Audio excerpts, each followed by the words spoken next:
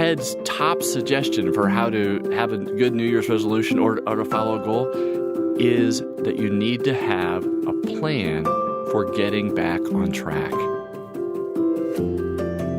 Happy New Year, everyone, and welcome to Breaking Bread, podcast brought to you by Apostolic Christian Counseling and Family Services. Ted Witzig Jr. is with me today. Welcome, Ted. Happy New Year, Matt.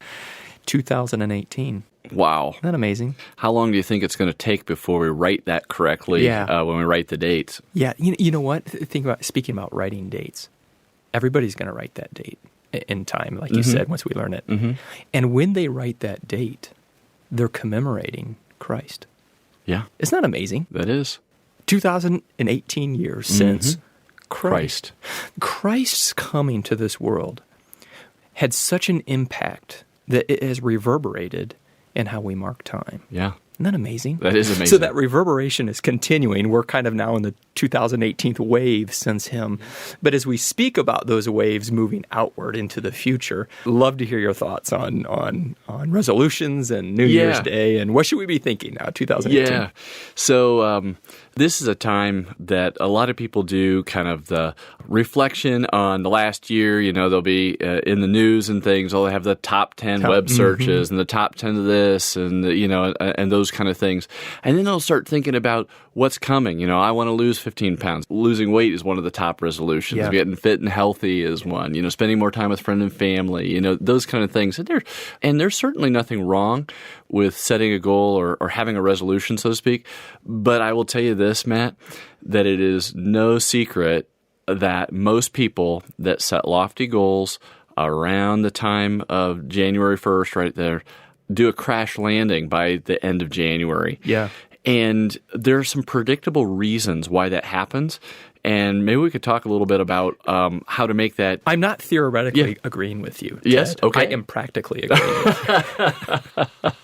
So I'll say one of the things that happens is that in general, the kind of things that people make resolution about are not bad things. Mm-hmm. Okay? I want to grow in my relationship with God. Mm-hmm. I want to connect with old friends. I want to be a prayer warrior. Yeah.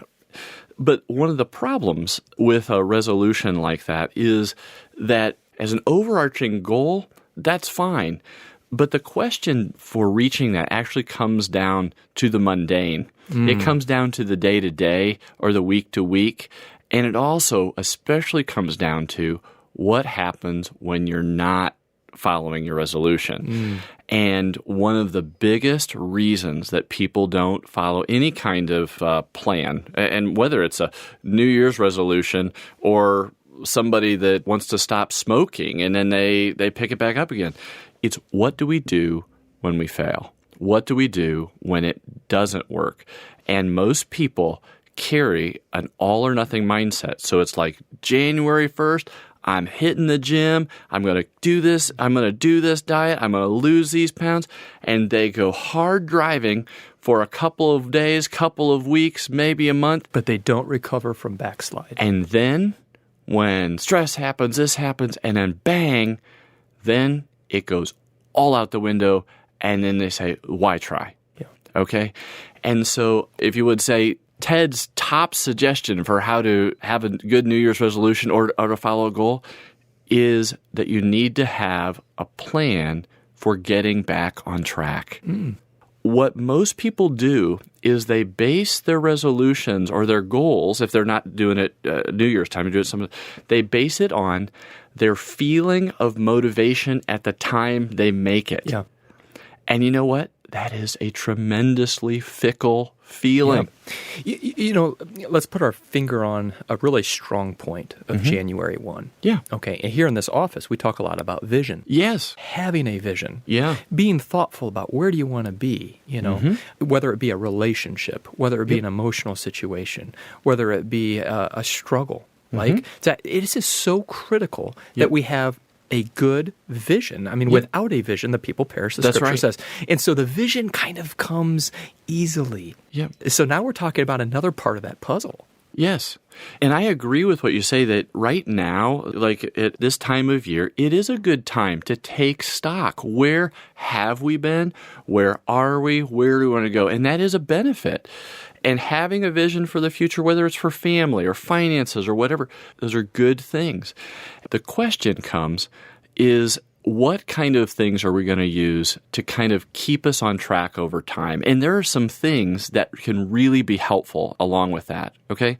So one of the things, and research shows this pretty prevalently, is writing down, okay, like taking time to write it down and to write out what your vision is, okay, and any kind of benchmarks along the way, what you're going to do, that writing it down is one of the things. A lot of people are like, oh, it's in my head. Yeah. It's in my head.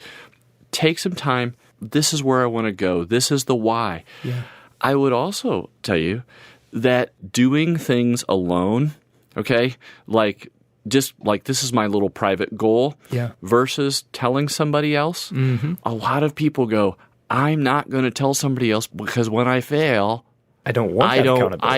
I don't want to be embarrassed. I don't want to. And you know what? They're already kind of predisposing what's going to happen, right? Yeah.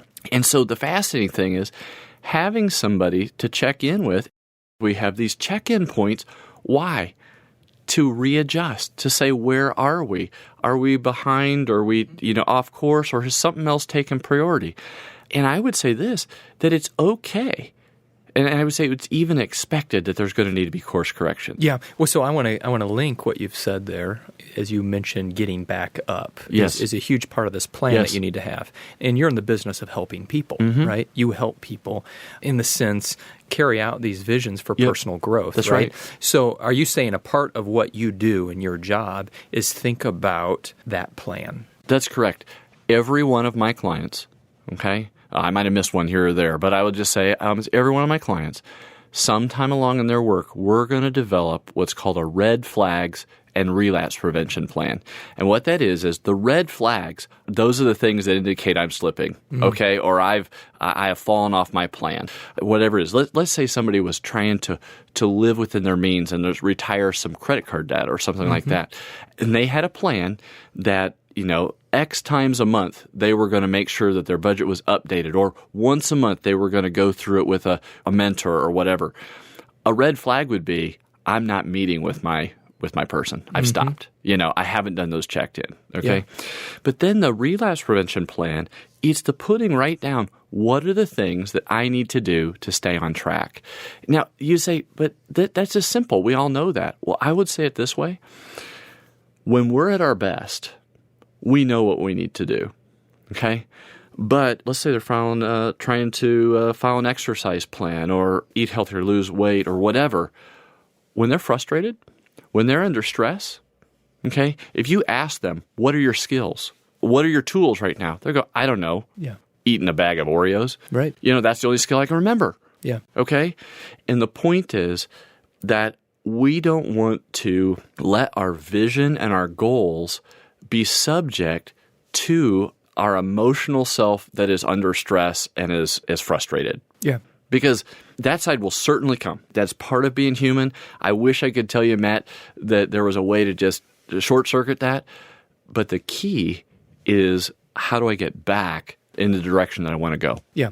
I've noticed too, I don't know if this is common, but for myself, it's hard for me to reflect on my progress and see past the last failure. Does that make sense? Yes. So I may have had some real victories, but most recently I remember the failure. Yes. And then that kind of, in some way, clouds my whole assessment of the situation. Absolutely. And there are a couple pieces there, and I'm really glad you brought that up, because we become very referenced by that failure or that success. And we go, I was good, I'm bad, those kind of things.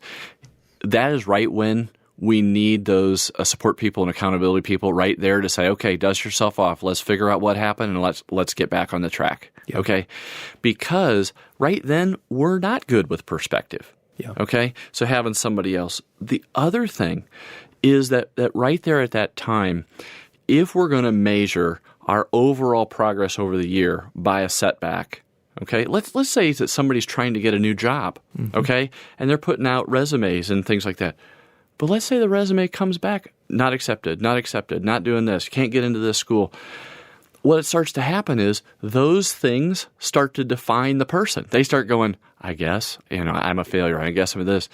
And what we really need to start to do is to kind of step back and be able to say, am I moving in the direction of that value? So let's take another example. Direction. Yes. more important than location? Direction is more important than location because we have to accept that along the way, regardless of whether you're learning to practice the piano or whether you're parenting, you will have setbacks. Okay? And I think one of the funny things is sometimes people think when they come to a counselor, the counselor is just going to say things like, oh, everything's rosy, everything's good. You know what? I'm going to tell people, I'm going to say, this is going to be hard. Yeah. Okay? And you can do this. We just have to take it in the smaller pieces. The other thing is to remember that if you are going to try to do something good, okay, let's say it's to grow a relationship with somebody or to learn the scripture better, do you think that our adversary Satan is excited about your goal? No. There's going to be drag to it. There's going to be drag. If you have a goal that has anything to do with something that fulfills living the life that God has laid out for you, Satan he's put a target on your goal. So would there be some value even as we think about resolution, as we think about vision, and this is even broader than a New Year's resolution. This is life and progress and growth. Yes. But there's probably some wisdom in sitting down at the outset and saying, what's the drag to this going to be? Yeah. What's the cost going to be? And when that cost comes due, how am I going to handle that? Exactly. In the writing down the goals, okay, when you think about what your vision is, it's good to understand why you want to do. It's also good to understand what are the things that are most likely to trip me up. So let's use just a simple example of somebody who says they want to grow in some kind of thing spiritually, whatever it is. They have a hard time remembering the books of the Bible. It's a great goal. Glad for people to start wherever they are. Okay? We know that Satan's against it, flat out. Yep. Okay? Number 2, we can pretty much understand right off the bat that busyness is going to be an enemy. Yeah. The reality is I'm going to be fighting for time. So how can I build that in? How can I build the encouragement? And so let's say the person says, I know, before supper, when we sit down, we're going to have a prayer, and then we're going to say the books of the Bible together. And even if we have to read them, we're just going to read them together. And you know what? We're not going to get it done every night because we don't eat supper in this house every night. So, let's aim to get that done 4 nights a week. Okay? Put the list of the books of the Bible right there. Set it up for success. Set it up for success. And also set it up for when you realize, we haven't done that now for 2 weeks, that you go, then I guess we're going to start today. Yeah. Okay. Yeah, and to get back on track. What I really liked the optimism there is you brought the large vision down to a very bite-sizable That's right. thing. Yep. That's doable, and that's got to be a critical part of this. It is. I would say that one of the reasons that people do not achieve their goals, whatever they are, is they have a great goal, but they have the steps to get there are too large. Advice that I got when I was writing my doctoral dissertation, it was simple advice, but I'm telling you, it changed the way that I thought about it. This person told me, he said, Ted, you need to see your dissertation as a journey of 100 steps. And right now you're on step 3, okay? And your job, all of it, is to get to step 4. And all of us who have had piano practice in our past sure. can tell you that's exactly why I'm not the concert pianist that I once thought maybe I might be. Right? Yes. And you know what? The other thing, and piano's a great example, people don't reach goals without the hard work. Yeah. Okay? But here's the interesting thing about it is, whether it's a relationship, building a relationship, whether it's practicing something, whether it's learning a skill, what you find is that through that practice, through that work, okay, the joy comes on the back end, okay? The interesting thing is when you look at people that are having trouble with life, okay, that life is not going well, okay, they want the pleasure on the front half, okay? They want the pleasure now with no work. I'm going to give you a realistic vision that a person might have, okay? And I want you to give me the first step. Okay. All right? Sure. Okay. I need to have a relationship with my neighbor. Defining the issue. Is it you just have never met them, or do you have a problem with them? I've not met them. Okay. Look for that opportunity to get over there and just say hi, introduce yourself, ask a few questions, and keep it short and light. The reality is relationships rarely go from not there to deep in a short period of time, and so your job is to start planting seeds. Good. I want to be a prayer warrior. Gotcha. All right. Figure out what style is going to work the best for you. Then ask yourself this question: what can I do that is meaningful and manageable? And that might mean I'm going to pray for these 5 things on a consistent basis, or Mondays I'm going to do this, Tuesdays I'm going to do this.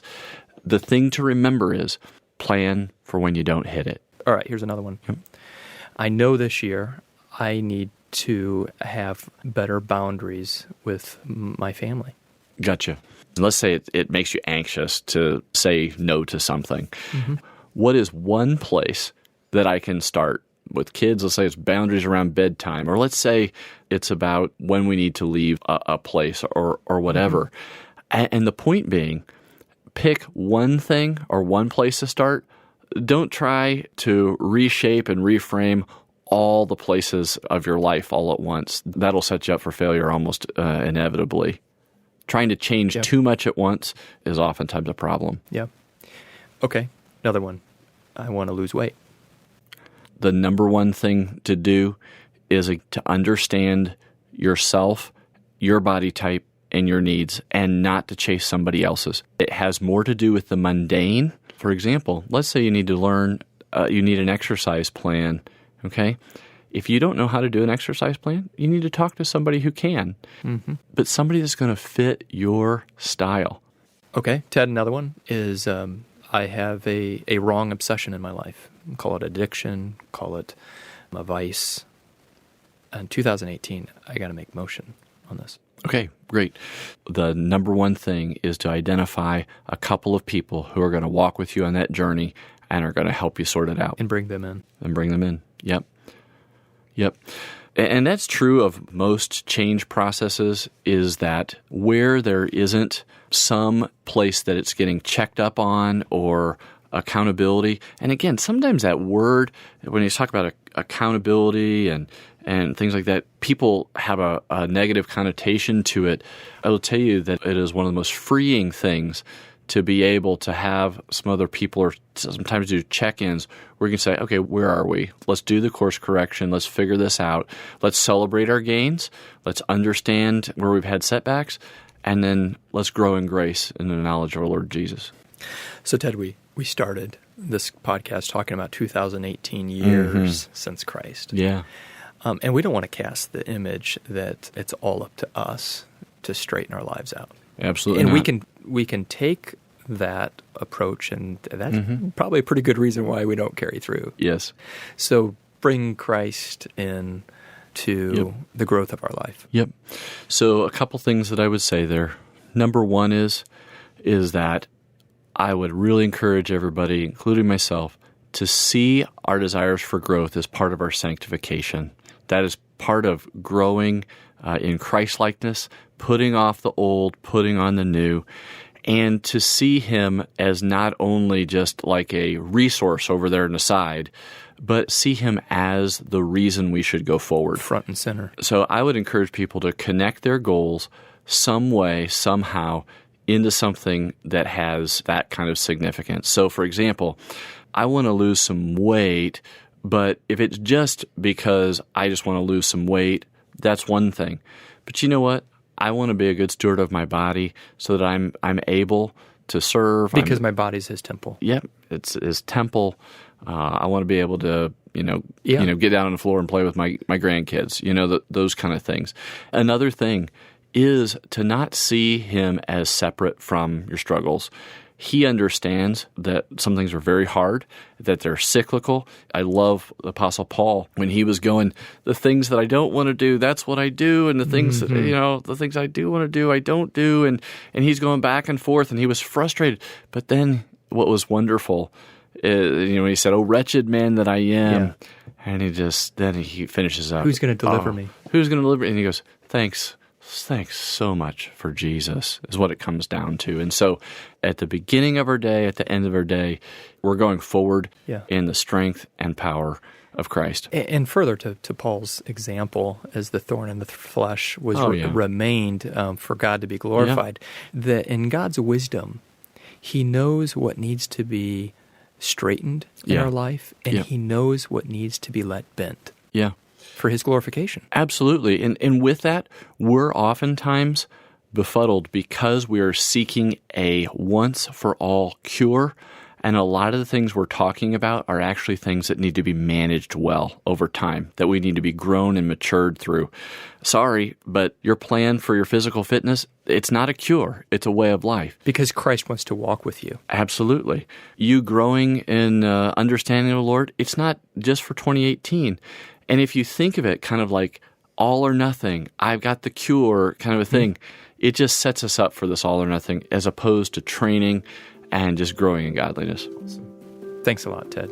Thank you. To our listeners, Happy New Year. We're looking forward to another year of connection, another year of podcasts. Thanks for being along with us.